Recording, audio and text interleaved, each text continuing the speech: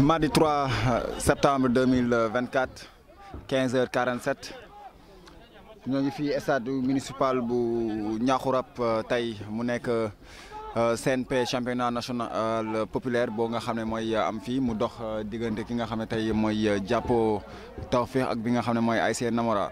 Amis spectateurs, bonjour. Si vous nous prenez en cours, aujourd'hui on est le 3 septembre 2024, il est 15h49 ici à le stade municipal de Niakoulrap. On est en train d'assister la rencontre qui oppose de l'ASC Diapo Tawfekh et l'ASC Namora. Donc on est à la seconde période si vous nous prenez en cours. Actuellement 1-0 pour l'ASC Sokabek qui a marqué à l'ASC Diapo Sokabek qui a marqué pratiquement dès les premières minutes de jeu. Donc on va vous montrer la seconde période et on s'excuse de ne pas diffuser la première période. Donc loolu ngeen am fii nii ci stade municipal bu Niakoulrap. Donc pour vous dire que les verts et jaunes sont l'ASC Diapo Tawfekh, les rouges et blancs comme d'habitude sont les joueurs. Attention, on va suivre l'occasion, c'est pour Diapo. Qu'est-ce qu'il a fait? Il a tiré avec beaucoup de nonchalance le numéro 9 de l'ASC Diapo. Il pouvait marquer le deuxième but dès les premières minutes de la seconde période. Donc occasion boobu waa Diapo ñoom ñoo ko am. Renvoi de la tête pour la défense de l'ASC Namora. Toujours ballon récupéré par les verts et jaunes. ñoom ñoo téye noonu ba arbitre bi lu muy wax nee na touche pour les rouges et blancs mooy Namora. Donc comme neen ko gisee occasion la ñu am léegi nii tuuti ki nga xam ne tey mooy attaquant wu Diapo bi dugal deuxième bi mais ak nonchalance dafa bàyyi yaram bi dóor bal bi ndànk moo tax bal bi dugul. Toujours sont les verts et jaunes qui développent leur jeu. Ça sera renvoyé mais l'arbitre dit hors-jeu. nee na ko position bi baaxul donc ñu doxal ba tey waa Namora ñoom moom loonu seen surface dañ koy dégager mu jëm fan ci biir zone kii ñu dévier dañuy dem da koy doxal dañ koy doxal. acca le numéro 4 le dossard numéro 4 de l'ASC Diapo ñoom ñooy dégager noonu jusqu'à dans l'entrejeu récupéré par le numéro 80 ça faut te dire monsieur l'arbitre, pied levé, jeu dangereux. ayca comme ni ñu ko waxee rek tey ñu nekk deuxième journée de la zone 12A ñoom ñooy doxal seen deuxième journée. Donc on est à la deuxième journée de la zone 12A ici à le stade municipal de Niakoulrap. La première rencontre oppose l'ASC Diapo Tawfekh à l'ASC Namora. Toujours sont les rouges et blancs qui déroulent. Ça sera long dans la défense, ça sera renvoyé de la tête, dégagé en touche par le dossard numéro 7 de l'ASC Diapo Tawfekh. Donc ce sont les rouges et blancs qui vont dérouler. La touche est rapidement jouée dans la surface. Ça sera renvoyé. Toujours ça sera une autre touche pour les rouges et blancs. Donc ñoom ñooy doxal noonu à côté du poteau corner. Donc ñoom ñooy doxal noonu le numéro 90 latéral de l'ASC Namora. Il va jouer long, c'est parce qu'il a demandé à ses coéquipiers d'entrer dans la surface. Il va jouer long, oui, il va le faire. Ça sera pour qui? Pour son attaquant? Non, ça sera renvoyé de la tête par la défense de l'ASC. Ñu doxal jusqu'à présent les rouges et blancs en possession, toujours en touche. Ça sera une longue touche dans la surface. Attention, maintenant dégagement catastrophe par la défense. Ça sera renvoyé. Toujours les rouges et blancs qui monopolisent la balle. Les rouges et blancs, il se défait de son vis-à-vis d'eux. Non, il ne passera pas. Ballon rapidement récupéré, joué en contre par le numéro 21. Qu'est-ce qu'il va faire? Il va essayer de lober le gardien. Ça passe à côté. Ça passe à côté du petit filet. Il a failli lober le gardien. Il a été intelligent. Kooku noonu mooy numéro 21 Diapo Tawfekh bi. dafa génn rek gis gardien bi génn mu bëgg a loobe waaye toujours dañ koy dégager waa Diapo Tawfekh dégager waat ba mu delluwaat si góol bi. Attention da koy jàpp ndànk le portier de l'ASC Namora qui joue avec son axe central. Il va faire quoi? Qu'est-ce qu'il va faire? Il va lever la tête. Il joue avec son latéral qui cherche à appuyer sur quelqu'un. Oui, toujours touche lay donne waa Diapo Tawfekh ñoom ñoo ko génnee. Donc le public n'est toujours pas au rendez-vous de cette première rencontre, mais ballon joué par les rouges et blancs. Ça sera pour l'attaquant qui se bat, qui va être au duel. Il cherche à dévier. Non, ballon renvoyé, mais toujours récupéré, rapidement récupéré par les rouges et blancs aux abords de la surface. Dañuy jouer ñoo ngi koy doxal le numéro 90 qui centre. Attention, ça passe très loin. Mais on voit les rouges et blancs qui commencent à insister dans la zone adverse. Les rouges et blancs qui essayent de poser leur jeu pour pouvoir chercher à revenir à la marque. Donc les rouges et blancs toujours on voit un pressing haut, le gardien qui demande à ses joueurs de serrer carrément devant pour qu'ils puissent dégager. donc les vert et jaune ñoom ñoo nekk position cette gardien bi moom moo yor moom moo sol noonu maillot bu jaune bi gardien Diapo Tawfekh moom mooy dégager noonu day dégager ballon waa rouge et blanc ñooy dégager ñoo koy mbëkk mu dem zone toujours génnagul ñoo ngay jouer le numéro 4 qui renvoie la balle en touche. Donc pour l'information, Diapo Tawfekh qui fait son retour après une année d'absence, je pense, bon si je ne me trompe pas, l'année dernière, bon il avait participé mais il était éliminé en match de poule, Diapo. Mais on peut dire que l'ASC Diapo Tawfekh était, bon, sur le papier, l'ASC Diapo Tawfekh est la vice-championne de l'année 2023, 2022 et 2023. Lorsque les journées de la zone 12A se déroulaient à l'estade municipal de Malika, donc l'ASC Diapo Tawfekh sur le papier était vice-championne. Donc, mais sur le terrain, c'est l'ASC Diapo Tawfekh qui avait battu l'ASC Bokk Jom qui va jouer tout à l'heure, qui va jouer en seconde heure même, l'ASC Bokk Jom qui va jouer tout de suite contre l'ASC Pastef, vice-championne de la saison 2023-2024, une finale qu'il avait opposée à l'ASC Dental. Donc l'ASC Bokk Jom aussi sur le terrain était battu par l'ASC Diapo Tawfekh qui est là aujourd'hui, qui est en train de jouer son premier match ici à l'estade municipal de Niakoulrab. Donc ñoo ngay doxal rouge et blanc ñoo yor noonu day jouer ak attaquant am, attention da koy perdre du ko contrôler. acca jaay ñu ndox ñu naan ñun tamit ñaar. acca ñu doxal ñoo ngay doxal arbitre bi nee na jouer rouge et blanc ñoom moom loolu waa Namora ñoom ñooy jouer ñoom ñooy doxal dañuy continuer di football ba léegi ñooy dañuy jouer day chercher attaquant bi mais ballon bi dañ koy intercepter toujours défenseur bi waa numéro 99 day téye day passe courte la koy def kooku wut fenn fu muy jouer da koy jouer ak coéquipier am jouer na passe na ko lan lay def day wut jéem a xool poto corner pour mën a am fu muy centrer ballon. Belle défense du joueur de l'ASC Diapo Tawfekh.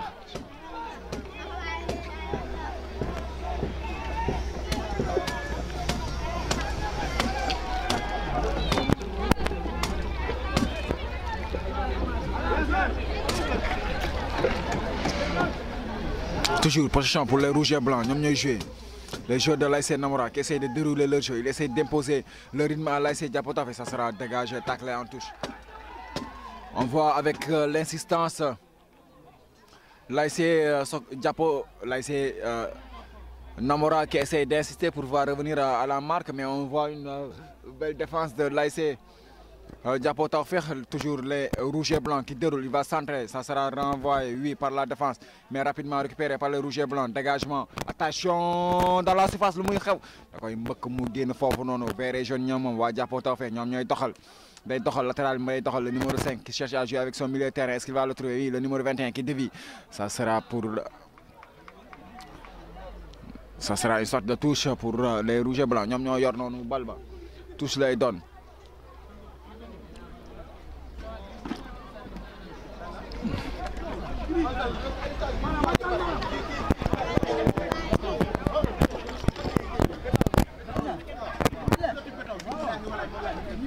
Ballon joué, le numéro 80, il va lever la tête, il va essayer d'alerter, non, il va finir par trouver le portier, il va accompagner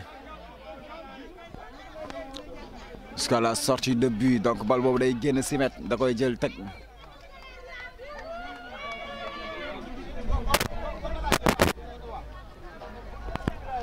ñoo ngi dégg supporter Namora yi ñoo ngay xas gardien ba nawetaan la mais ambiance amul de ñoom ñëpp dañoo toog seetaan instant amatul ay supporter spectateurs ñoo fi am. On joue la 7e minute, plutôt la 8e minute de jeu. Attention, ballon dans l'entrejeu, ça sera pour qui? Pour les rouges et blancs, mais rapidement, oui, ils vont conserver le numéro 80 qui essaye de jouer avec son attaquant. Oui, il a fini par le trouver, le Mouidaf, il s'est défait de son visage. Attention! But! Goal, goal, goal, goal, goal, goal, goal, goal pour les rouges et blancs de l'ASC Namora. Dougal tout direct. Dougal Noko, l'ASC Namora qui revient à la marque à la 9e minute de jeu. L'ASC Namora qui égalise tout de suite. Aïcha.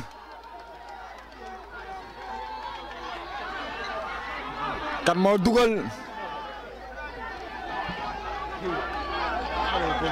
góol ba kay numéro 50 daa mel ne numéro 50 wala kan moo dugal si ñoom Rona jox ma kan moo dugal Aïcha attaquant wu ASC Namora moo taal léegi kaaya nee na ko ci pëy match ba ñëwaat encore 1-1 on va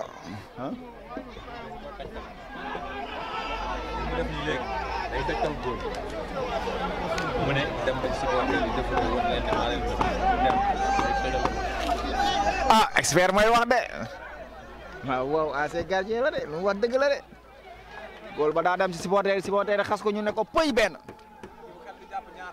waaw xel mënut a jàpp ñaar de xel moom nee nañ benn kii mënul war ñaari mbaam. le fait que mu dem vanté wu ci kanam supporter yi rek. xelam mu ngi ci supporter yi. te Namora ay xale yi jongama ñoo fa nekk. Namora ay xale yi jongama laa fa seen. Ah, en tout cas j'aperçois le coach de l'ASC Diapo, mais un ancien joueur de l'ASC Diapo hein, qui a été capitaine longtemps. Fali, donc il est en train de communiquer avec ses joueurs. Ils vont essayer d'apporter des corrections. On voit aussi M. Mbaye aussi. Il va changer de casquette. Donc le numéro 12 de l'ASC Diapo Tawfekh qui se tord de douleur, il était entre les mains des hommes de la Croix-Rouge qu'on salue aussi. Hein. Ils sont en train de faire un excellent travail. Ils sont toujours au chevet des joueurs, même au chevet des supporters aussi. Donc nous avons 1-1 la. Rona ne nga benn xel mënul jàpp ñaar waaye nee nañ benn kii mënul war ñaari mbaam da ngay war benn ba bàyyi beneen ba waaye dem ba ci supporter yi dafa léew moo tax waa ji nee na ko pëy benn ñu ñëwaat taxawaat. Aïcha Rona deuxième mi-temps coach ko moom suñu demee mi-temps ba ñëwaat coach moom deuxième mi-temps foofu la ñuy xamee coach yi tànn fa ngeen di gisee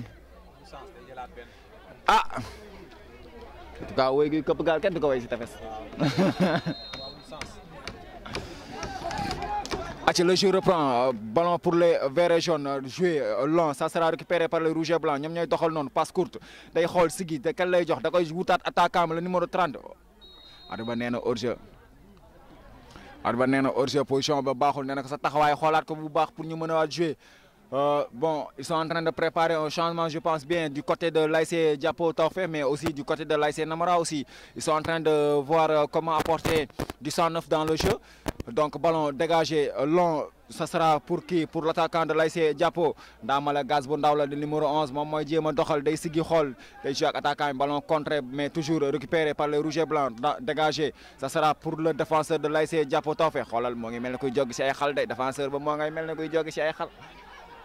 Wa Namara ñoy téye noonu ñom ñoy téye le numéro 44 touche ba on lui demande de jouer devant loolu lay def jouer na ak mom da koy jël le numéro 77 day jouer avec son coéquipier le numéro 77 toujours Namara ñoo ngay dérouler le jeu ñoo ngay football attention le numéro 50 xol day door duguna nee na ko ca pay c'est un golasso le golasso Rona waxal nga ko. C'est un golasso du numéro 50 de l'ASC Namora. Il est excellent ce petit. Rona waxoon nga ma ko.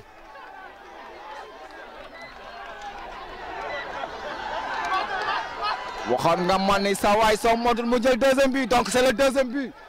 À la 12e minute de jeu, voire même 13e minute de jeu du numéro 50 de l'ASC Namora qui revient à... On a vu Namora qui essaye de jouer, ils ont posé leur jeu, ils ont égalisé. Même pas 5 minutes, ils marquent le deuxième but. Aïcha. Diana. Aïcha. Quel magnifique bijou. C'est un golasso, Namora toujours. Dañ koy dégager gol ba bi yoon mo dégager bol ba waye Namora dañ koy jëlat attention. Moom moo ko jël numéro 44 ça sera une sorte de touche ñoom ñooy moom léegi waa Diapo Tawfekh ñoom ñooy jël on voit le numéro 15 qui s'apprête à rentrer Le numéro 7 qui va effectuer la touche avec qui joue avec son numéro 4 qui va dégager loin devant. Ça sera dévié par son attaquant. Bal dañ koy téye waaw day téye day jéem a xool fu muy jaar est-ce que dina romb nee na ko xalaa Mandir Badja xalaa doo fa jaar waaye ñoo ngi noonu numéro 4 ba day dégager man numéro 4 jàppoo toog fa day mel ne koy daw ci ay xal.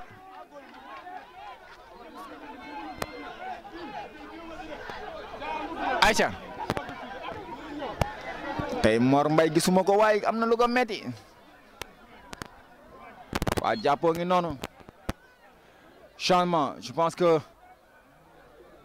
le rentrant numéro 15 va prendre la place du numéro 12 qui est blessé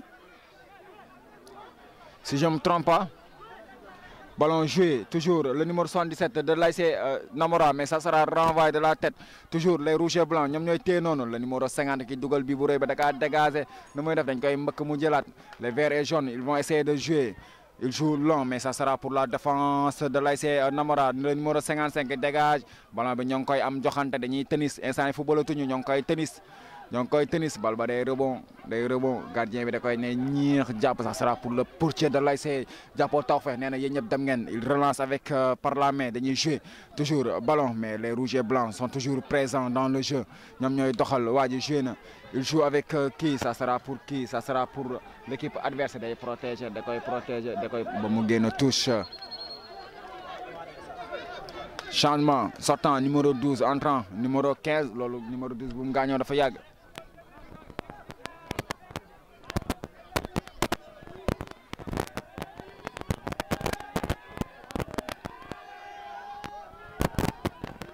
Aïcha, le numéro 15 de l'ASC Jàppo Tawfekh qui fait son entrée.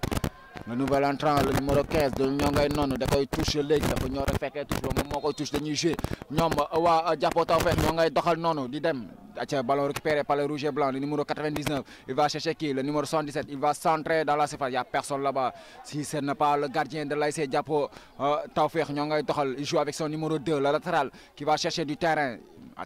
Bal ba dañ koy taakle mu génn at ba nee na touche pour waa Namora ñoom ñoo ngay jouer. Waa Namora ñooy jouer noonu ça sera une longue touche oui vers son attaquant le numéro 20 il va essayer de garder la balle oui mais ballon récupéré par les verts jaunes ñoo ngay noonu ñoo ngay doxal da koy buux at ba nee na ko faute waa Jàppo Tawfekh seen biir terrain la ñuy jël acca dañuy doxal ñoom Jàppo Tawfekh bal baa ngi noonu at bi nee na ko kaay jógal faute amul woon faute. On a vu tantôt le coach de l'ASC acca waa ñoo ngi noonu le coach de l'ASC Jàppo Tawfekh Fally il a fait un changement et il est en train de voir aussi comment il va faire pour revenir à la marque actuellement c'est lui qui est mené l'ASC Namora qui mène 2-1 ñoom ñooy doxal les verts et jaunes ñoo ngay noonu le numéro ça sera dégagé en corner pour les rouges et blancs da koy dégager est-ce que du jël carton bal ba sori na de génn na sax génn na barrière yëpp.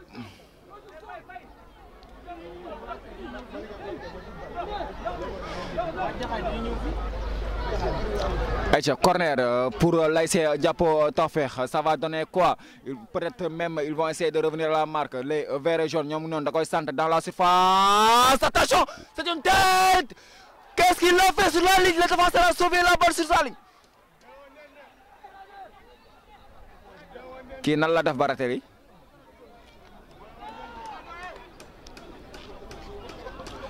c'était un but fait hein.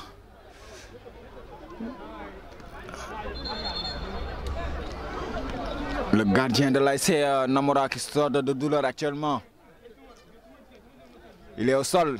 Ronan waxal sànq da nga ne deuxième bii boobu dugg ñu xam nga ñun dañuy bëgg ñëw di saraan bii loo ci gisat bii day amaat wala du amaat daa mel ne match bi des na bii match bi xaw ma égalisation wala 3-1 lay doon de.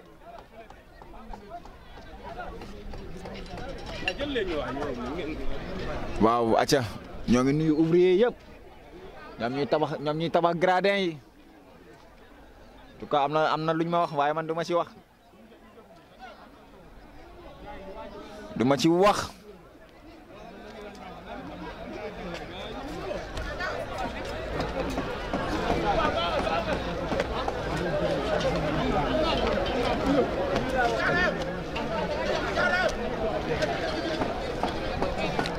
waaw mais c'est l'ASC Bokk Jom qui fait son entrée ah l'ASC Bokk Jom ñoo nga noonu ñoo ngay dugg waaye gis naa fa vétéran de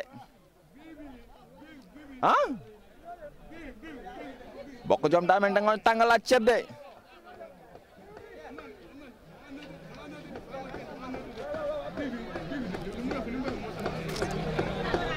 Runa Bokk Jom daa tàngalaat ceeb xam nga mooy tàngalaat moo ñu demoon ba aj waaw ñu aji ko tàngalaat loolu la Bordeaux def xam nga Bordeaux ñoom fële ca France équipe bi ñoom dañoo am problème mu xaalis ñu wàccee leen ba yóbbu leen national en 24 heures ñu demande leen foog ñu am 20 joueurs yi ñu mën a enregistrer seen anciens joueurs yi ñëw tàngalaat wutiwaat dàll yi fompal lañ ba ñu set nee nañ ñun ñoo fi nekkoon ñoo fi nekkaat xale yi ñoo fekkee leen équipe boobu kër ci bi moo doon wër si mbedd yi di recruter ay joueurs heure bu ñu ko dee joueur bi baax na rek mu woo ko téléphone dem wëri ko loolu la soo bokkee fenn soo gisee muy suux da nga yoroon ngay yebbi teg fële ñëw ne kaa leen ma tàngalaat ceeb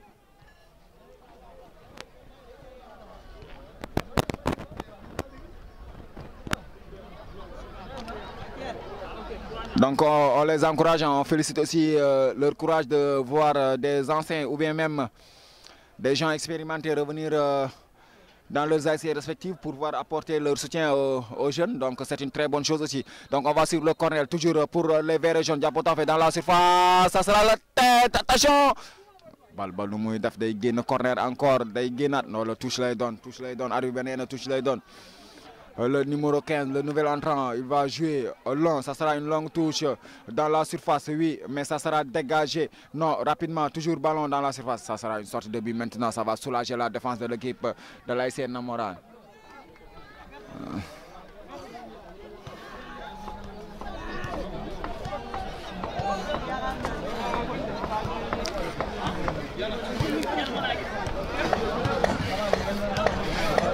Aïcha waa Diapo Taofé ñoo nekk noonu ñoo défendre noonu da koy mbëkk oui ça sera travail de la tête mais toujours rapidement récupéré par le numéro 99 c'est une malentendu ñoom ñaar déggante wuñu toujours ballon joué attention ça sera pour le portier de l'ASC Namora il va prendre tout son temps pour grignoter quelques minutes waaw nee na ko jàpp tëddaat nu muy def da koy dégager déedéet nee na calmer leen ci kanam laa koy sànni ñu dem nee na tëj leen demee leen benn côté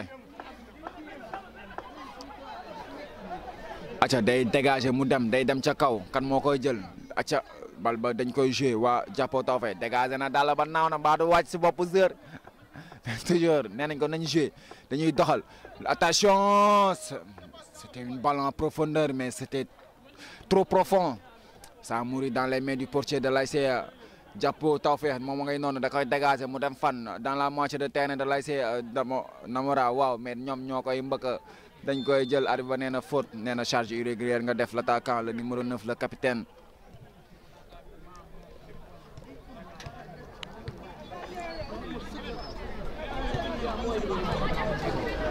ñoo ngay noonu Ronaldo nuyu ñëpp ñi seetaan TV TV den wax ne image yu leer image yu dul dagg fii ngeen koy amee waaye da ngay seetaan fii parfois bal ba day nekk camp côté gauche caméra ba nekk camp côté droite reporter rek ngay dégg muy wax doo xam sax fu match bi demee acca waaye fii jinne caméraman bi lañ ci nekkal waxuma la sax jinne waaye xalifu général jinne caméraman yi lañ fi nekkal ñoom ñooy doxal ba léegi waa Diapo dañ koy garder waaw mais du déedéet dañ koy dégager contre mu génn touche da koy intercepter toujours le numéro 15 qui va jouer avec son numéro 11 gaz bu ndaw moom mooy ñëw noonu da koy yóbbu at ba nee na touche waa Diapo Taofé ba tey ñoom ñooy moom waaye dugg nañ ci zone ki nga xam ne mooy Namora attache qui joue avec le numéro 21 il va jouer avec son numéro 5 passe courte attention contré est-ce que ça sera un contre favorable waaw nu muy def numéro 4 ba te jouer touche lay doon pour les verts jaunes ñoom ñooy jël noonu numéro 15 ba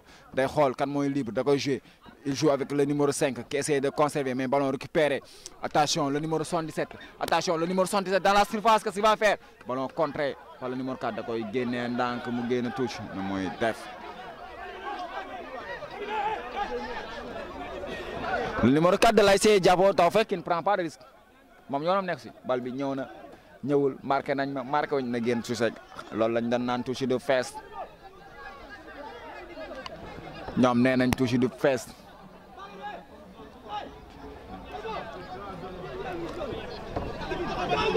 ay waaye match ba waaye Jàppo Tawfekh est mené 2-1 donc toujours pour les rouges et blancs le numéro 80 qui essaie de jouer dans la surface oui ça sera dévié attention dans la surface capté par le gardien heureusement pour la défense de l'ASC Jàppo Tawfekh qui avait passé au travers ñoom ñëpp a jàll bal ba ballon ñoom rouge et blanc day génn 6 mètres gis ngeen occasion bi am foofu noonu ñoom waa Jàppo Tawfekh tout ñu encaissé troisième but yàlla leen suturaal foofu noonu heureusement pour eux malheureusement pour l'équipe de l'ASC Namora touche pour les verts jaunes ñoom ñooy joué le numéro 7 qui essaie de garder la balle il a cherché un coéquipier finalement il va trouver un adversaire ballon récupéré ça sera un coup franc même au détriment des verts jaunes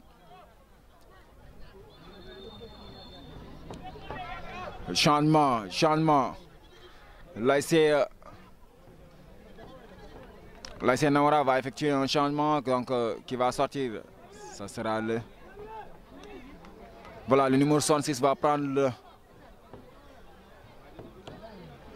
kan moo génn est-ce que le buteur bay génn wala du numéro 50 bi du moom de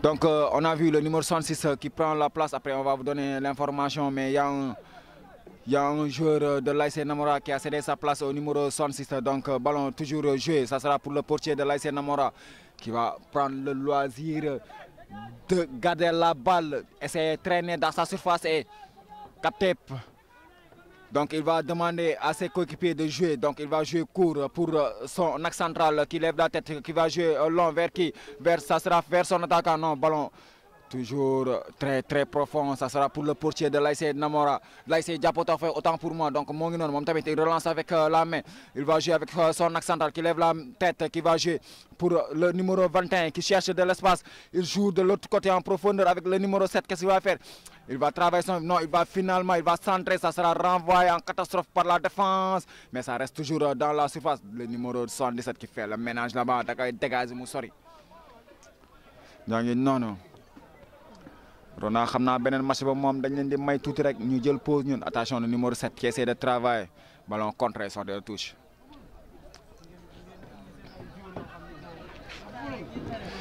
ñoo ngay ñëw donc pour la deuxième rencontre vous aurez l'ASC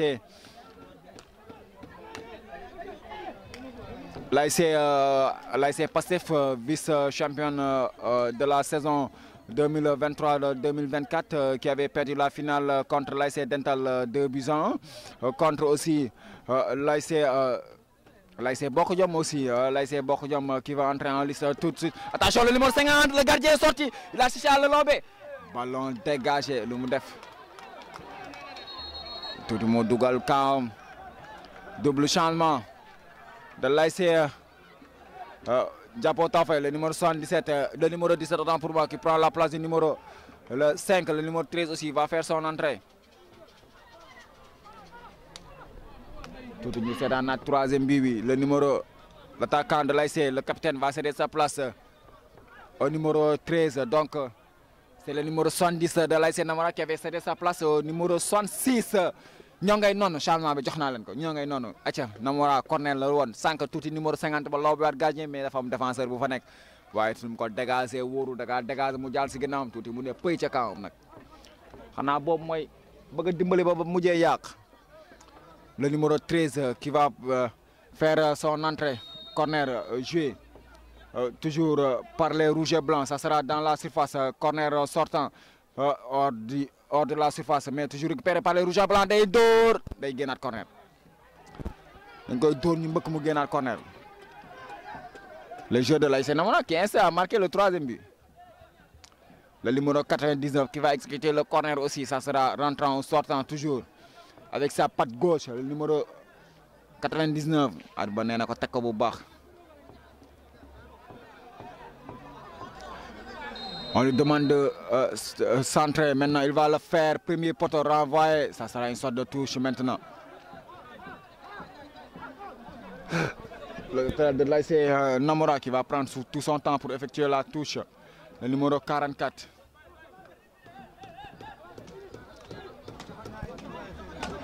Il va jouer avec qui? Avec son attaquant, le numéro 20, le numéro 77, autant pour moi, qui cherche à garder la balle. Oui, il va le garder, oui. Il va essayer de centrer. Non, ça sera une sortie de but plutôt. Non, le gardien qui joue, qui va jouer avec son numéro 3, l'axe central, qui va chercher son coéquipier. Est-ce qu'il va finir par le trouver? Il essaie de conserver, il va faire une compte de balle, ballon dégagé. Ça sera de Takalsa de la Libye, le numéro 21, le capitaine. Le ballon intercepté, le numéro 50. Qui fait du mal. Attention, le numéro 20 qui a marqué ou quoi, numéro 20 ba day temporiser ñëw jouer ak numéro vis-à-vis. Attention, da koy dóor, gardien bi da koy capter les joueurs de l'ASC Namora qui cherchent à tirer loin. Goal ba da koy dégager, Ronaldo lay lawal jinne day yàgg ca kaw te du sori. Aca arbitre ba nee na hors-jeu.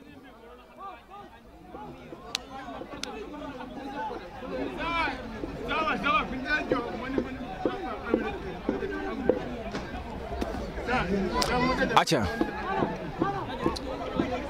ñoo ngi noonu Rona yëngal nga bopp daa am luy xeeñ de. On voit les joueurs de l'ASC Diapo Tawfekh qui essaie de jouer.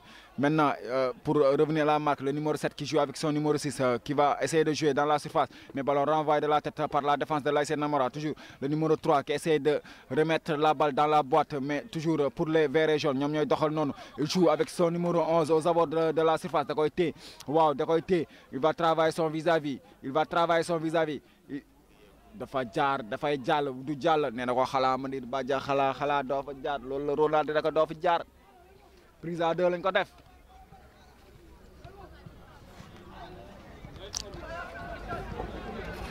Touche pour les verts jaunes ñoom moom noonu le numéro 15 va effectuer la touche ñoom dañ ko koy laaj day jouer ak gaz bu ndaw le numéro 11 day jéem a jàll du jàll dafa glisser bal ba génn si mètre waa Namora ñooy jouer.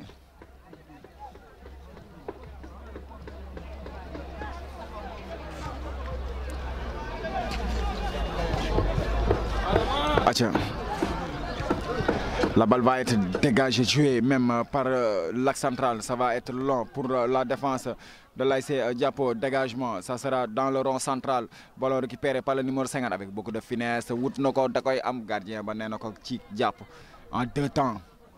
De jouer avec son latéral, le numéro 2, qui va essayer de jouer. Oui, il a trouvé le numéro 17 qui rejoue avec le numéro 2 en profondeur pour le numéro 7. Mais ça sera pour la défense de l'ASC Namora. Toujours ballon récupéré.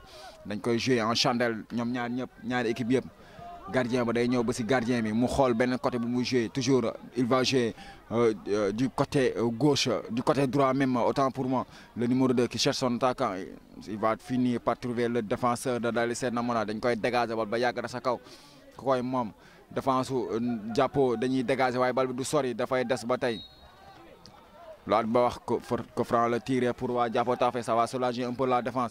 Attention, ballon mal joué.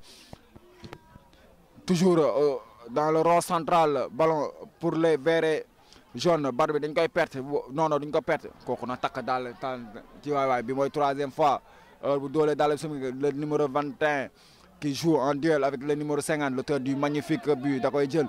Attention, le numéro 11 gaz bu ndaw da koy liggéey waaw da koy jéem a liggéey day centrer dans la surface. Ça sera pour le numéro 21. Qu'est-ce qu'il va faire? Attention, lu fa xew. Arbitre nee na faute pour le gardien. Faute pour le gardien de l'ASC Namora. C'était une collision même entre les deux. Le gardien et le numéro 21, le capitaine de l'ASC Diapo Tawfekh. Arbitre nee na ko Franc woona lele gaay ci kon nañ de.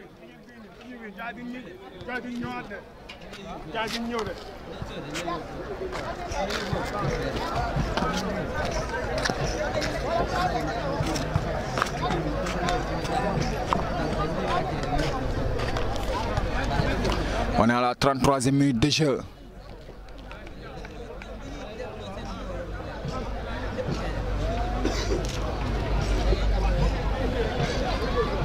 Aïcha.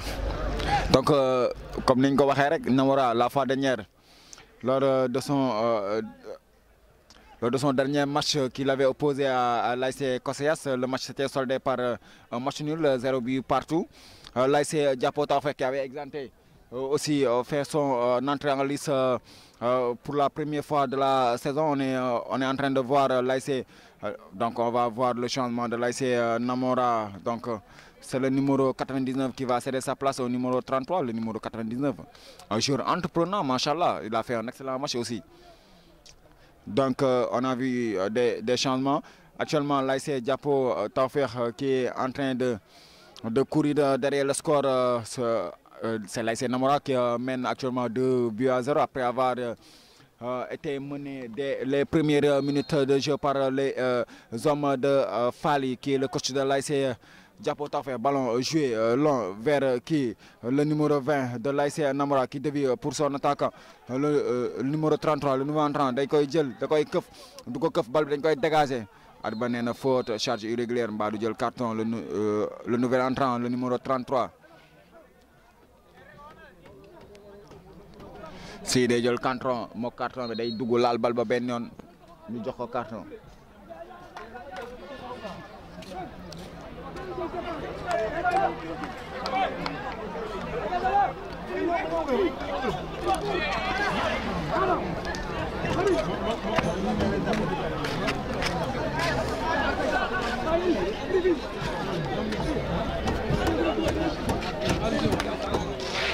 Aïcha ñoo ngay doxal toujours le gardien qui va jouer presque sur la ligne de sa surface da koy dégager mu dem fan. Est-ce que day soriwul ça sera renvoyé, mais toujours ça sera pour lui aussi.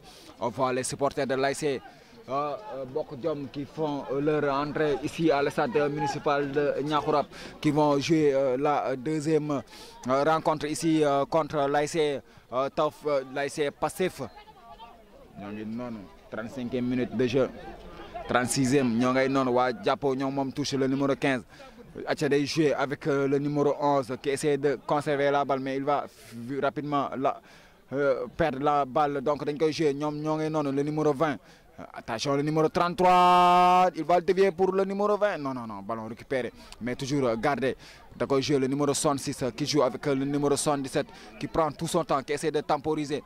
Il va essayer de jouer un contre un avec son vis-à-vis. D'accord, il va dribbler, il centré pour le numéro 20. Il est seul, remise. Attention, le numéro 20 était seul au second poteau.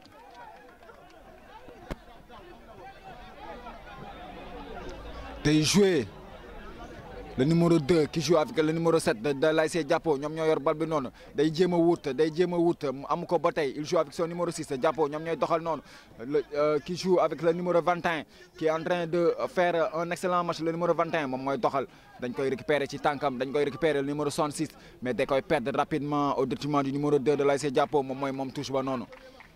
Acha ñoo ngay doxal léegi mu jeex match ba léegi mu jeex waaye waa Namora ñoom ñoo monopoliser ballon bi noonu day jéem a jouer ak le numéro 20. Attention latéral ba lu mu def noonu da koy jouer tey lu muy wax Arba nee na faute loxo la ko contrôler numéro 20 ba daa jéem a muuslu. On est en train de voir dans l'ASC Diapo Tawfekh qui a du mal à imposer son rythme. C'est parce que après dans la moitié du terrain de l'équipe adverse, il perd toujours la balle, donc toujours ballon faute pour les verts et jaunes. ñoom moom noonu ñoom heure bu ñu duggee si ki nga xam ne tey mooy camp ki nga xam ne mooy Namora duñ sa def dara bal ba dañ koy mujjee perte, alors que Namora su heure bu duggee seen camp dañuy continuer jouer mën a créer occasion. Donc le numéro 17 le nouvel entrant moom mooy ñëw noonu le numéro 17 waaw moom moo dugg noonu. Da koy jouer que franc dans la surface day jouer. Attention, ça sera capté par le gardien.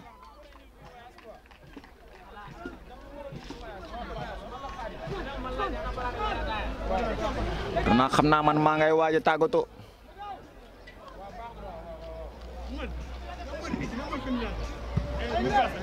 Aïcha ñu doxal ñoom ñoo ngi noonu le numéro 17 du ASC Diapo qui joue avec qui ça sera l'arbitre revient sur la faute.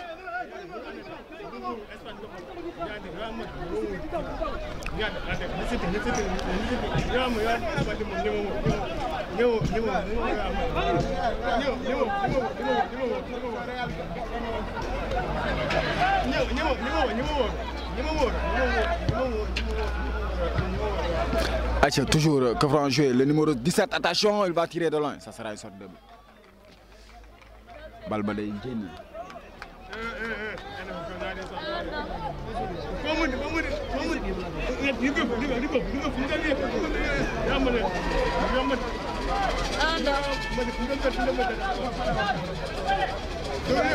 Aïcha, ballon dégagé très loin dans la camp de l'équipe adverse.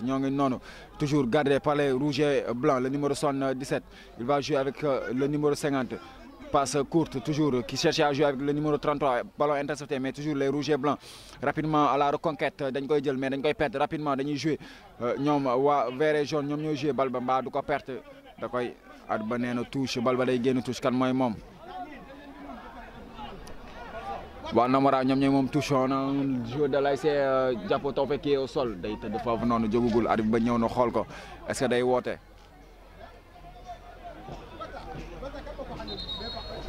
On est à la 40e minute de jeu de la seconde période donc match bi lu si des si temps réglementaire bi 5 minutes la le temps que ñu xaar temps additionnel ba.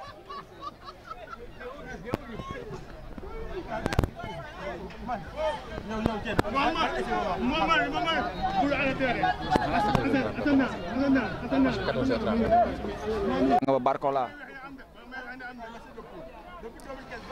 xale baa ngi bëgg a rey tubaab ya. Jàppo Tawfekh day jouer dana ko poussal foofu ma dégager da koy jouer ballon jouer le numéro 7 qui cherche à jouer avec son coéquipier. Oui, il va récupérer la faute. xoolal waa tribune Golo ñoo ngay fële acca ñoo ngay doxal waa Jàppo dañ koy dégager noonu mu ñëwaat encore le numéro 50 da koy jéem a jouer.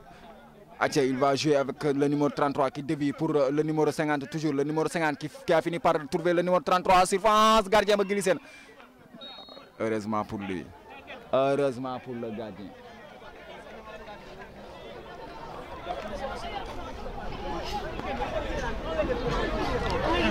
Atia, le gardien qui va jouer la faute, donc il va jouer, balle va jouer, attaquant va jouer, attention, balle va dégager. Namara dañoo ñëw taxaw. Ils ont une défense. Attention, ballon mal joué. Heureusement, récupéré par le numéro 15 de l'ASC Jàppo Tawfekh qui joue avec son milieu de terrain. Attention, Jàppo Tawfekh qui essaie de dérouler son jeu. Le numéro 21, il va lever la tête. Il cherche à jouer avec le numéro 3. Il a fini par le trouver. Le numéro 3 qui lève la tête, qui va chercher à jouer avec son attaquant. Mais ça sera renvoyé de la tête par la défense. Ballon toujours dans l'entrejeu. Le numéro 77, le numéro 17 plutôt de l'ASC Jàppo. Il dégage le défenseur, le capitaine. Double changement de l'ASC Jàppo Tawfekh. Le numéro 10 va faire son entrée. À la place du numéro 7. Et le numéro 14 aussi.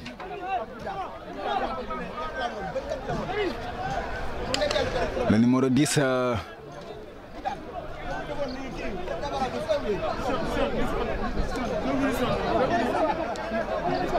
Le numéro 14 aussi.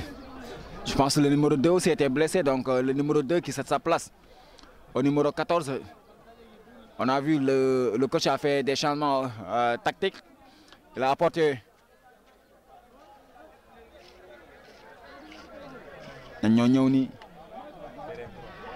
VDN 3 tel la ñëw de war a football 19h ñëw fi 16h30 xanaa lii mooy jàng naa ci 16h35 nga jot waa VDN 3 xanaa lii mooy ku ma forfait moom ci ay kii ñu ay yow nañ dëgg upp baax na ci laax bu tàng. Toujours on revient dans le jeu toujours ballon pour les verts et jaunes ak central ba da koy dégager ak boppam.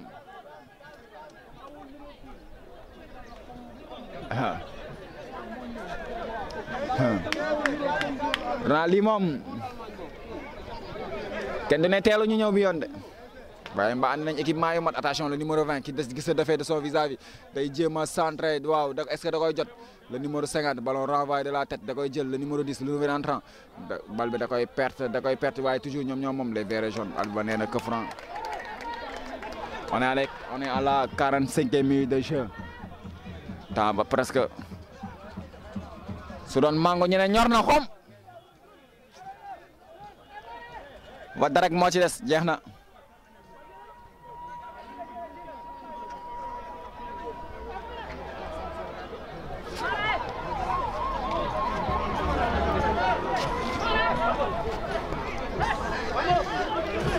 Aïcha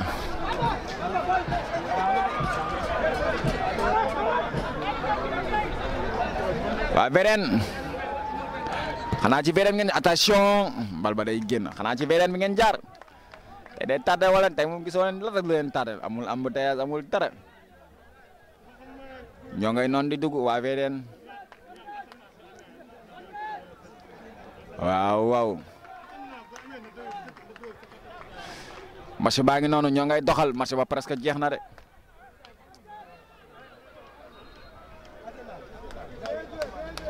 xam naa ne xanaa waa VDN dañoo àndaale man lal tëdd nelaw jël seen temps waaw match bu mag mooy amaat l'ASC VDN 3 contre l'ASC Darou Salam 1 VDN 3 qui avait perdu son premier match par forfait, l'ASC Darou Salam 1 qui avait gagné son premier match par 2-1.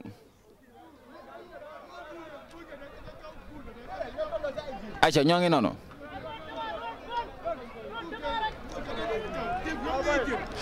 ñoo ngay doxal fin du match l'ASC Namora qui signe sa première victoire de la saison 2024-2025 du championnat national populaire par 2-1 sur l'ASC Diapo Tawfekh qui faisait son entrée en lice et qui perd son premier match. Donc ñoo ngi noonu Namora qui comptabilise 4 points actuellement après avoir fait un match nul vierge 0 but partout contre l'ASC COSEAS. Donc aujourd'hui ils signent leur première victoire ici à le stade municipal de Niakoulrap. La seconde rencontre va opposer à l'ASC Pastef à l'ASC Bok Jom aussi. L'ASC Bok Jom va revenir tout de suite. ñoom ñoo ngay ñëwaat est-ce que xam nga ne ñoom ñaar ñëpp dañuy ñëw Pastef ñoo ngay ñëw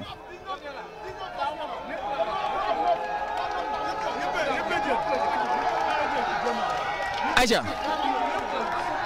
donc mbokk téléspectateurs ñu bàyyi leen rek ñu xool dañ koy amee ci beneen match bi.